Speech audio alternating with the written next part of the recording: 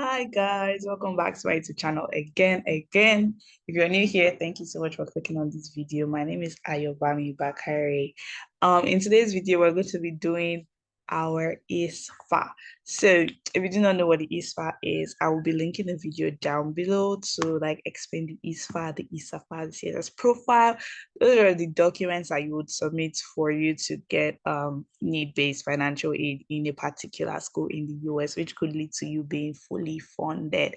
And so with that understanding, some of the schools that we looked at in my last video did not use ISFAA. So in today's video, I found a school that uses ISFAA, and we're just going to go there straight to financial aid under admissions. This is Dartmouth University. So if you do not know how to do that, this is basically how you would search if a school has or uses ISFAA or whatever financial aid document that they use. So firstly, Dartmouth gives every admitted student, like they're going to meet every admitted student 100% of their demonstrated needs. So it doesn't matter like where you're from or anything. So far you have been accepted to Dartmouth, you're going to Dartmouth because you're going to meet 100% of your demonstrated need.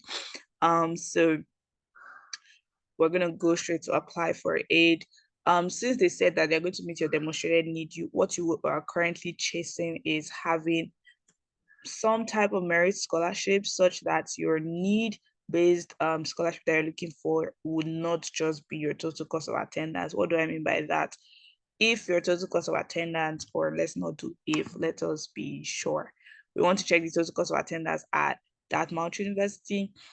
So when we check for that, it should be around 80K because Dartmouth is pretty pricey and expensive for compared to some schools. So if Dartmouth was so we're gonna go over to tuition and fees, and we want to see the total cost of attendance. And so for Dartmouth, their total cost of attendance is, so you're seeing here that they're showing you 2022, 2023. It's not every school that will have your total cost of attendance for your entry year. So when I mean entry year, if you're coming in by 2024, so that would be a situation whereby they would have 2023/2024 instead of 2024 2025 on their website, and so you can use that to confirm. So annually you're going to check what is that you want to come and do. Because you want to come and do medicine doesn't mean that you're paying the School of Medicine fee, because you most likely do pre-med. Is after your undergraduate that you go into medicine school in the US. So guys, so Talk School of Business is 19,000 a year, and the undergraduate college is 20,000. The School of Engineering is also 20,000.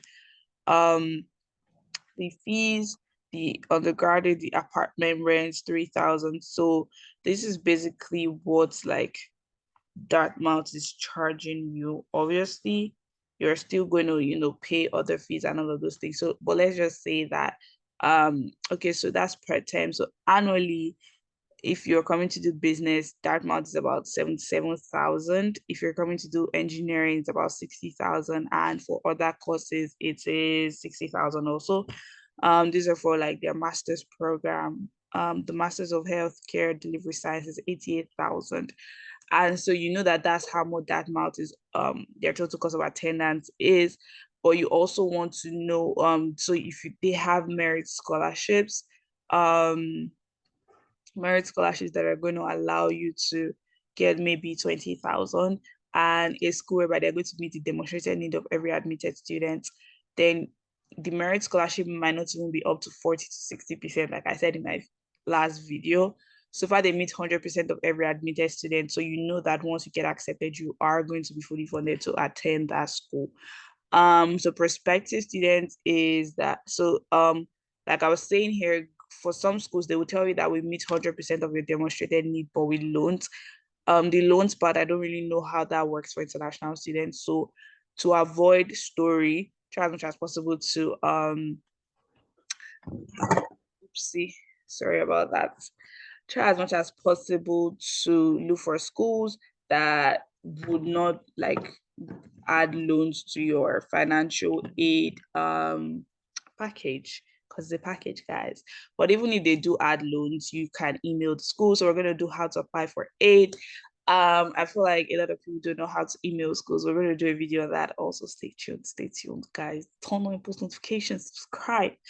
So you can see on here that these are the documents that they are requiring you. If you are submitting your CSS profile, the deadline, if you're applying ED, in most schools, the deadline for ED is November 15th, and their CSS is also due November 15th for a lot of schools, while some schools don't have deadlines at all. If a school doesn't have a deadline, try as much as possible to submit that document or the CSS profile within 2 weeks, guys. Within 2 weeks of submission of your common app. But this could say November 1st for CSS profile and the IDOC. In most schools, if you submit the CSS profile, then they're going to ask you for to upload your documents via the IDOC. So you want to make sure that your documents, like bank statements, parents' payslip, payroll, all those things are ready even before November 1st, because like I've been advising, submit before time. Submit before the deadline. But if you're applying regular decision, it is February 1st. Transfer students, you have up till March 1st. And so I'm going to go to international students because I want to see like the documents, I want to see the deadline. So when you apply for financial aid in Denmark, your parents' country of residence will determine which documents you need to submit. So if your parents are living in the US, you need to submit the CSS profile, the IDOC. If your parents are living in Canada, you need to submit the CSS profile, parents' general tax forms. If they're living in another country, you need to submit the CSS profile, income tax statement. And like I said, the CSS profile is $25 per school, and then $16 for any other school that you're going to add. So the first school you're adding is $25. So once look at fee waivers. International students, so for international citizens, they said they do not provide fee waivers, like Grinnell doesn't provide fee waivers, but they would allow you to submit the ISFAA instead. All right, and it's only you're going to submit the same document as people that are submitting like CSS profile. So the form must be submitted directly to the financial aid office at this email on the screen that you can see. If you're already residing in the US, you will know College Board automatically does fee waivers based on like income. So if you go to the CSS profile website and you start seeing stuff like if your family income is less than 100K, you don't have to pay, or even less than 60K, you don't have to pay like the CSS fee waiver. That doesn't apply to you if you do not live in the US or your parents do not live in the US. Okay. So like we did for the ISFAA, we're just going to click this because we want to fill it out. And so we remember, like, there are two things, oh, Jesus, there are two things that we need to check. We need to check if they're using the 2024-2025 ISFAA or ISFAA, which is what you're trying to your entry year. If they do not have that on their website, or when you click it, that's not the year that is popping up, guys. You need to email and ask for the 2024-2025, except they now reply you and they're like, oh, please use the one available on the website, then definitely. But some schools will say, oh, you had some application, then you get the updated one in your portal. Different things apply to different schools. So the difference between the ISFAA and the ISFAA, the ISFAA doesn't have the school logo on it. You can submit the ISFAA like basically the same, just one ISFAA to like 6 schools that are also using ISFAA. But for the ISFAA, this is the only place that, the first page is the only place that is different. So if you're applying to a lot of schools that use the ISFAA, what you want to make sure that you're doing is, especially for those of you that feel like you want to print out, you're going to print out the entire Dartmouth application or ISFAA, if that's the first school. That if you're printing out, then what you're going to do is from pages 2, which starts section B, up till page 5, which ends at section H, you want to photocopy that for the other schools, while your first page, you are going to print that out because it holds the school logo, obviously. And for the ISFAA, this question is going to differ per school, which is list below the names of the colleges and universities to which you're applying. You can put just one or like up to six. So if I'm applying to Dartmouth, Vassar, all those schools that I've mentioned, that doesn't mean that the schools usually ISFA, guys. These are just like schools that I'm mentioning. Grinnell, Harvard, Yale, all those schools, right? You're gonna put them here. It doesn't really matter. But the smart thing to do is if you're applying to a school or schools whereby all of them meet the 100% demonstrated need of all admitted students, then that is like, those are the schools that you should put here, obviously. Obviously, some of you might be applying to more than six schools, which you should. So if you can only put your six, that's fine. If you can only put three or two, that's totally fine. They just want to be aware. Let them know that you're not the only one that my eyes are on. So the ISFA has rules and regulations. Answer all questions that apply to you and your family. Report all figures in your home currency. For the CSS profile, they're most likely going to ask you to convert it to dollars, US dollars. But the ISFA is asking you to report everything on your home country's currency. The ISFAA is also saying that you should convert everything to US dollars. So guys, keep that in mind.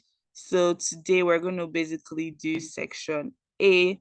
Section A doesn't have a lot of issues. Obviously, the ISFA is not like fillable. You can't type it directly. So if you cannot use the PDF editor, you feel like it's stressing you or you're not very good at it, you need to print out. So student information, your name, obviously you're a miss or a mister if you're a guy, your family, your son name, that goes here.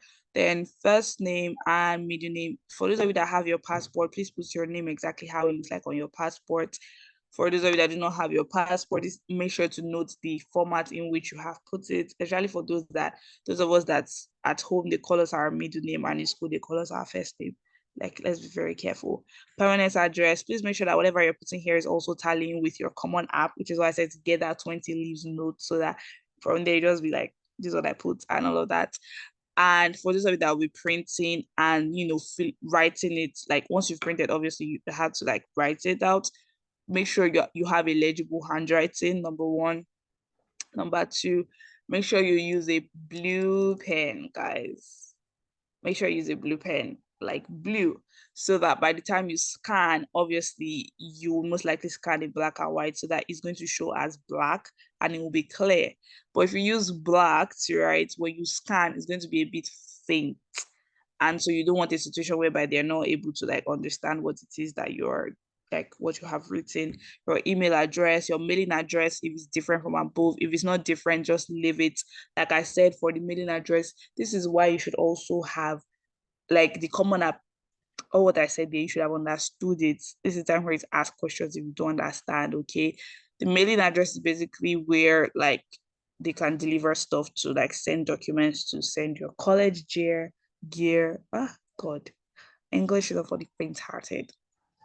So for some schools, they send you like your college hoodie, things like that, water bottle, share your college gear. That's what they call it.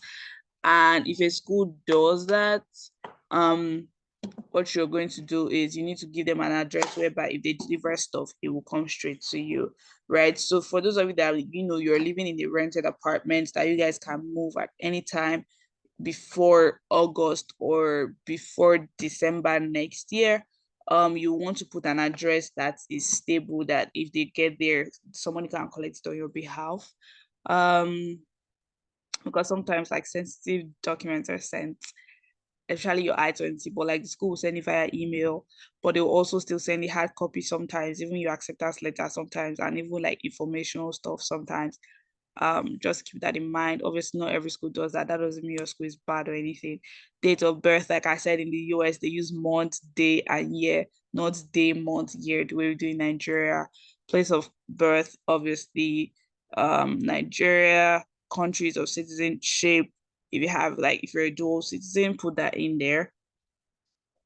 But obviously, if you were like your place of birth, Nigeria, countries of citizenship is also Nigeria. Then if you now have another country, just like leave one box and fill out the other country. Obviously abbreviate if it's not going to take it all. Like United States of America, obviously put USA. United Arab Emirates, obviously put UAE, so that's their space. And you don't run out of space. Expected visa type is F1 because that's a student visa. When do you expect to begin your studies at this college or university? It doesn't matter the school. It should be August 2024. That's when every single school resumes in the US, but like the timing now differs. Obviously, there are some courses that they probably want you to come in by summer, but that's very rare for undergraduate students. Will you be attending a college or university for the first time? What you put in the common app is that, so you're going to tick that. List below the names of colleges and universities to which you're applying. Obviously, that is that. Your marital status, not married. If married, how many people are dependent on you? So dependent, you have your spouse and your child or children. So if you're someone like that, probably you're like about to go for a bachelor's degree and this is your situation, please make sure to put that in there. And that brings me to the end of section A, the profile section. Like I said, it's not a lot. Obviously, you can see here that the profile section for the ISFA is basically like, it's basically the same thing. Do you guys see it? So do you have any legal dependents? Is the only like that differs because they're saying not including your spouse or partner. So probably you have like a family member that is legally dependent on you, maybe your niece, nephew, an elder that you're caring for, and you are the authorized caregiver. Those people are dependent on you legally. So yes, so how many dependents do you have? These things matter in determining when we go into section B and other sections, you guys will be able to see and understand the the reason why I'm saying like all of these things that they matter. But that brings me to the end of section A for ISFA and section A for ISFA. I hope this video was very helpful, guys. Make sure to stay tuned. By Thursday, you would have section B. And if I can pick up section C in the same video, we will do that because I'm trying to make sure that the videos are not too long. Make sure to stay tuned. Make sure to ask your questions. Section B is for this school. Not this school now, for ISFA is student citizenship, and they have like more questions. Let me just take that. Citizenship status is basically you're a citizen of like countries that you have put like citizenship. Are you a refugee or currently displaced student? If so, please explain your current situation. Please definitely do that. If you feel like this space for explanation is too small, please get a full scalp sheet, which is basically an A4 paper, and explain that. If you cannot get an A4 paper, just get your higher education, rule it, obviously. Put your name. If you already have your student or applicant ID, put that there, and then put section B, question 13, and explain all of those things. But I feel like you should be able to type that out. If not, please definitely write it, especially because they're asking if you're a refugee or a currently displaced student. But that brings me to the end of section B, for section A and B for ISFA. And for the ISFA, we'll be picking up section C, which is family information, parents or legal guardians. And that refers to section B for ISFA. And I hope that was helpful, guys. I'll see you guys. Obviously, these are things that were also asked in Common App. So if you can fill it, fill it. And I'll see you guys on Thursday. Bye.